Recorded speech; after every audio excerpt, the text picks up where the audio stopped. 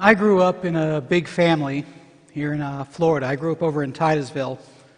And I had cousins that lived all over Central and South Florida. And there were 12 cousins altogether out of 8 kids. And we would get together a few times during the year. And one of the big times we'd get together was Thanksgiving. And every year when we got together for Thanksgiving, the whole family, my dad and all of his brothers and sisters and all the grandkids and all the husbands and wives would we'd have a football game.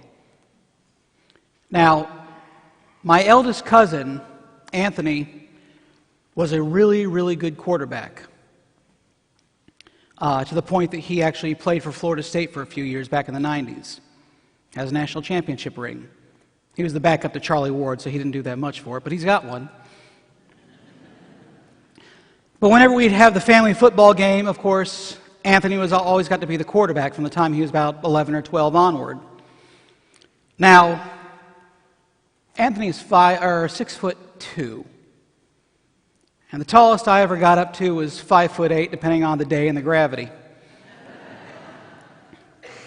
And Anthony's a natural athlete, and I was more of a bookish kid, but one position I loved playing that I got really good at was defensive line, which meant my job was to get Anthony. Now, one year we were having the game, and we were both teenagers at this point, and we were going to play. I get around one of my uncles, and we always played touch, two-hand touch. That was the rule, because none of the moms wanted to mop up that much blood. So I came in, and I got Anthony before he got a pass off. And he lied through his teeth that I didn't touch him. And I was not happy about that. So the next down, I got in there, I got up to him, and I knocked him down so hard. You know, essentially what we're hearing in the gospel today, what we're hearing in the first reading too, we're being called to be fair to each other, to not cheat, to be honest, to be willing to work with one another in a way that is good and helpful to each other. In our world, there is a lot of this kind of dog-eat-dog attitude. There's a lot of, you've got to look out for yourself, you've got to look out for number one, you've got to take care of yourself first.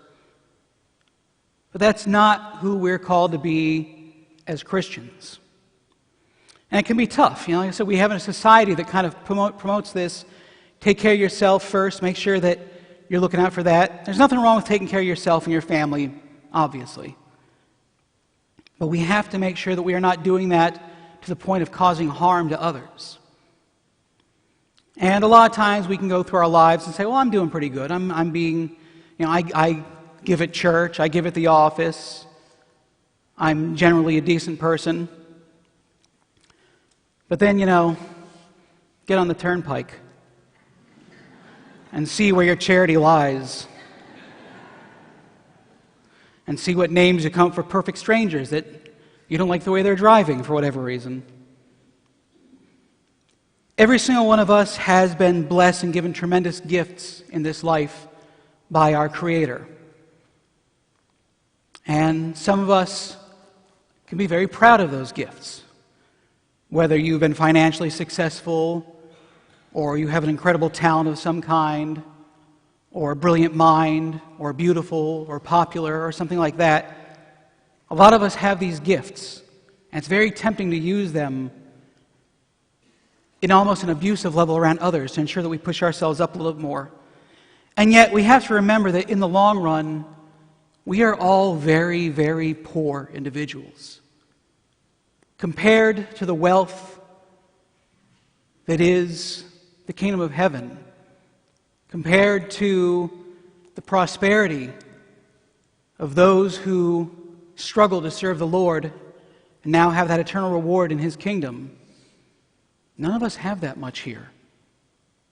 And if we worry so much about what we have here and not worry about how we're going to prepare ourselves for there, in the long run, we're going to be left with nothing. And so, as we go throughout our lives, we go throughout our days and weeks, we need to ask the Lord to help to remind us that all these gifts and all these amazing things we may be able to do, they're not there for us in the long run. We're given these things for each other. Remember, I was listening to, everybody here knows who Fulton Sheen is, right? I hope so. If you don't, look him up online. He was a bishop. And he used to have a television show, he had a radio show, he did live shows, and I was watching one show he did where he was talking about how he was flying somewhere. And he said he was on the plane, and now remember, this is in the 60s. So he said the stewardess, because it was the 60s, and it was okay to say that back then. He said the stewardess walked up to him, and he said, oh, the stewardess was just an absolutely beautiful girl. And what's funny is everybody kind of looks at him. He looks and goes, I'm a bishop, I'm not dead. But he says that this absolutely beautiful young woman who is working for the airline comes up to him in his seat to see if he needs anything. And at some point he came to talking to this young woman. And she says, you know, I like my job, I just don't feel like I'm really doing everything that I can. What else can I do to help people? And the bishop looked at her and he said, well, you are a beautiful woman. And there's so much ugliness in this world.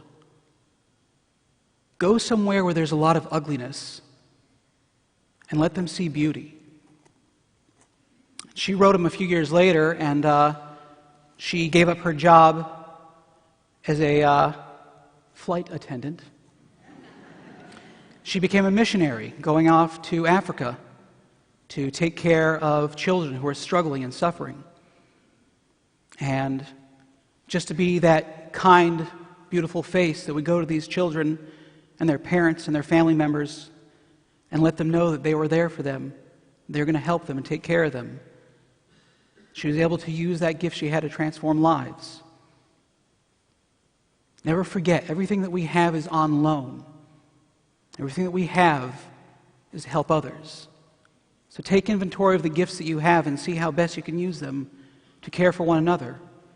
Because that's how we invest in the true gift, the true fortune, our true inheritance. That is the kingdom of heaven.